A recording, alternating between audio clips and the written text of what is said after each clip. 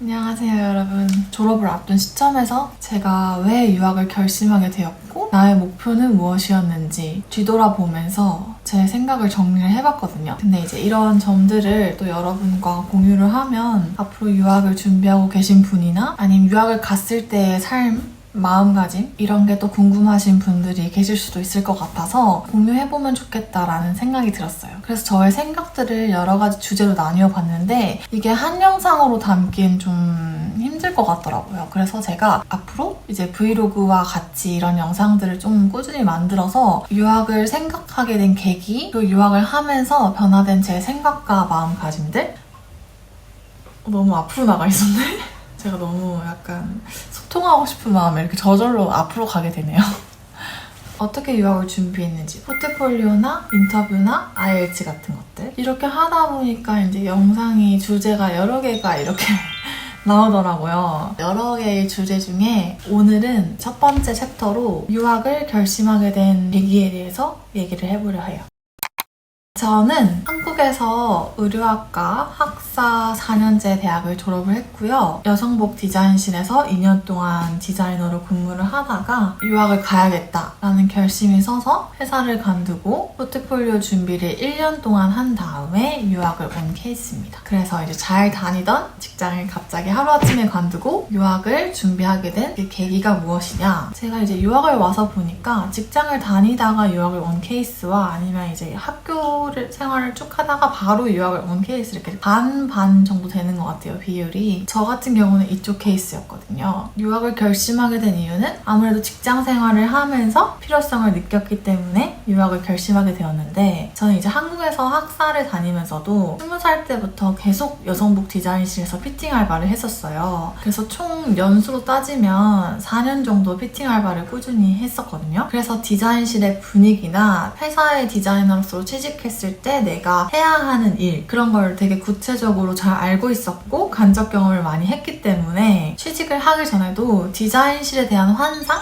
이런 건 전혀 없었고요. 그런 현실을 굉장히 잘 알고 있었고 심지어 저는 그 현실을 굉장히 동경하던 사람이었어요. 그 알바를 하면서 이제 그 디자인실에서 근무하는 디자이너 분들을 보면서 나도 저런 디자이너가 되고 싶다. 나도 저런 일을 꼭 하고 싶다. 나도 여기 소속되고 싶다 라는 동경이 굉장히 있던 사람이었거든요. 그래서 졸업을 하자마자 바로 여성복 디자인실에 취직을 해서 디자이너로 근무를 하였습니다. 2년 정도 근무를 하던 차에 내가 동경하던 그런 디자인실에 실제로 소속되어서 디자이너로 일을 했지만 제 3자의 시선으로 보던 것과 제가 그 안에 들어가서 실제로 겪어보니까 그 동경심이 많이 깨졌던 것 같아요. 내가 하는 일이 이런 거였구나. 내가 앞으로 할 일이 이거겠구나 라는 게 명확하게 그려지기 시작했어요. 내가 10년 후엔 이런 사람이 되어 있겠구나. 예측이 됐어요. 아주 구체적으로. 근데 그 예상이 된 저의 10년 후의 그 모습이 너무 제 마음에 들지 않았어요. 그 당시에 제가 이제 20대 초중반이었는데 그때의 시선에도 그 모습이 제 마음에 들지 않았어요. 하나도 안 멋있네. 저 스스로 만족이 되지 않는 미래였어요. 그때 당시에 제가 가장 얘기를 많이 했던 사람은 당연히 회사를 같이 다니던 디자이너들이었겠죠. 그래서 같이 이제 얘기도 털어놓고 고민도 해보고 내가 동경하던 세상은 이게 다였는데 내가 여기 들어와서 실제로 겪어보니 이 세상은 내가 원하는 미래를 만들어주지 않겠구나. 내가 성장하고 싶은 모습으로 날 키워주지 않겠구나 라는 생각이 들면서 내 마음으로는 구체적인 계획, 내 브랜드를 하겠어. 아니면 유학을 갔다 와서 내가 더 큰 기업에 취직을 해서 높은 자리까지 올라가겠어. 아니면 나는 학교의 교수가 되겠어. 이런 구체적인 루트가 있어서 관둔 게 절대 아니고요. 제가 동경하던 이 세상에서 벗어나서 다른 세상도 있구나 라는 걸 경험을 해보고 싶었고, 그 다른 세상을 선택하는 기준은 더 큰 사람이 될 수 있는 세상으로 가고 싶었어요. 정신적으로나 능력적으로나. 그래서 이제 제가 결심한 게 패션 유학이었고, 그 유학을 통해서 패션 교육으로 정말 유명한 이 런던이라는 도시에서 교육을 받으면서 이 사람들은 어떤 고민을 하고 어떻게 옷을 만들고 어떤 과정을 통해서 성장하고 어떤 걸 보고 느끼는지를 저도 경험을 해보고 싶었고, 그 경험을 통해서 내가 어떻게 바뀔지도 기대가 됐어요. 그래서 이제 회사를 관두기 전에 부모님께 유학을 가고 싶다고 말씀을 드렸고, 사실 저희 집이 그렇게 부유한 편은 아니에요. 이렇게 유학을 부담 없이 갔다 와 이렇게 할 수 있는 형편이 아닌데 부모님께서는 굉장히 저를 많이 신뢰하시는 편이고 유학을 가고 싶다고 말을 뱉기까지 얼마나 많은 고민을 거치고 혼자 생각을 하고 알아봤을지를 너무 잘 아시는 분들이어서 저의 마음을 바로 헤아려 주셨거든요. 제가 그 얘기를 했을 때 흔쾌히 다녀오라고 지원을 해주셨고 그래서 저희 아버님은 이제 저 때문에 아직도 은퇴를 못하고 계시거든요.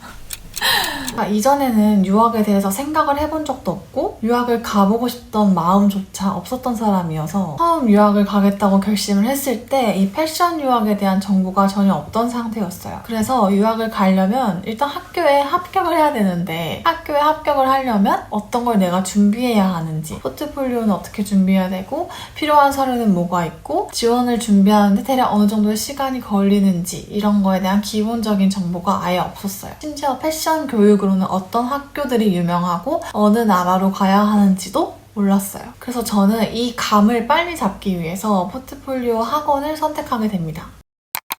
저는 이 학원을 다니면서 제가 평소에 접근하던 디자인이라는 개념, 패션 디자인이라는 개념을 완전히 뒤바꿀 수 있는 경험이었어요. 그 학원을 다니면서 즉시 패션 교육을 간접 경험할 수 있었고 이렇게 접근해서 이렇게 풀어내는구나. 패션 디자인이라는 접근을 이렇게 하는구나 라는 거를 감을 잡기 시작했어요. 이전에 저라면 옷 하면 자켓, 셔츠, 티셔츠, 스커트, 팬츠 이런 아이템적으로 접근을 하고 그런 아이템에 셔츠에는 컬러가 있어야지, 셔츠에는 커프스가 있어야지, 셔츠에는 버튼이 있어야지, 단작이 있어야지. 단작은 일직선? 조금 생각을 바꿔봤자 사선? 디자인에 접근하는 방식이 틀에 박혀있던 사람이었거든요. 물론 제가 회사 생활을 했기 때문에 유리한 점도 있었어요. 옷의 기본적인 구조에 대해서 잘 알고 있기 때문에 옷의 패턴을 뜨는데 유리했고 부자재나 어떻게 옷을 마감을 해야 되는지에 대한 방법 그런 것들을 회사를 다니면서 많이 습득을 했기 때문에 입을 수 있는 옷, 만들 수 있는 옷을 디자인하는 데 있어서는 2년 동안의 회사 생활이 굉장히 저의 탄탄한 기본기가 되어줬어요. 그 학원을 다니면서 그 아이템적으로 접근하는 회사 디자인에 적응되어 있던 제가 디자인에 접근하는 방식부터 하나둘씩 깨나가기 시작하니까 포트폴리오를 준비하면서도 이미 제가 많이 바뀌어가고 있는 걸 느꼈거든요. 저는 원래 창의적인 걸 굉장히 못하는 사람이었어요.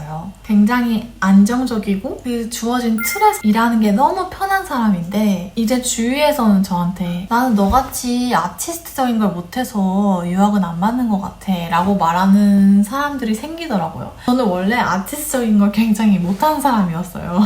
그래서 이제 디자인을 접근하는 방식부터 달라지니까 당연히 디자인이 달라지기 시작했어요. 그리고 이제 새로워 보이는 디자인을 할 수 있게 된 거죠.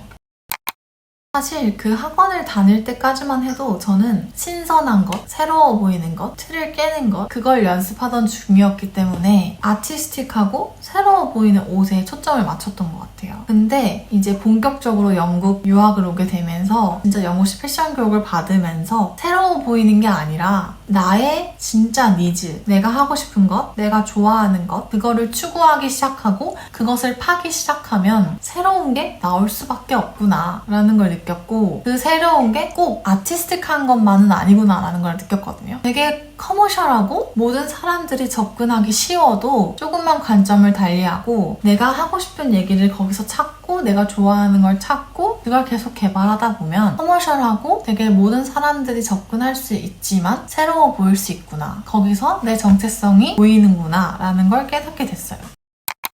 그래서 이제 이 시리즈의 다음 편에서는 영국 패션 교육에 대해서 얘기를 해보려고 하는데요. 영국 패션 교육은 어떤 것에 집중을 하고 학생들에게 어떤 걸 가르치려고 하는지, 학생들에게 무엇을 원하는지, 어떤 학생을 원하는지 그리고 제가 센트럴 세인트 마틴스도 다녀보고 RCA도 다녀봤으니까 센트럴 세인트 마틴스와 로열 컬리지 오브 아트 차이점 그리고 두 학교의 장단점 그리고 어떤 목표를 가진 사람에게는 어떤 학교가 더 적합한 것 같은지 저의 경험을 기반으로 느낀 점을 공유해 보려고 합니다. 제 경험이 유학을 준비하시는 분이나 유학을 궁금해하고 고민하시는 분들께 도움이 되기를 바라면서 오늘 영상 내용 중에 궁금한 점이 있거나 저도 이랬어요 공감되는 부분이 있으시면 댓글로 남겨주시면 좋을 것 같고요. 그리고 앞으로 이 시리즈 영상에서 이런 점도 공유해 주셨으면 좋겠어요 라는 컨텐츠가 있으시면 댓글로 남겨주세요. 그럼 제가 이제 그 부분은 준비를 해서 이 시리즈 영상 중에 하나로 다루도록 하겠습니다. 이번 영상도 봐주셔서 감사합니다. 다음 영상은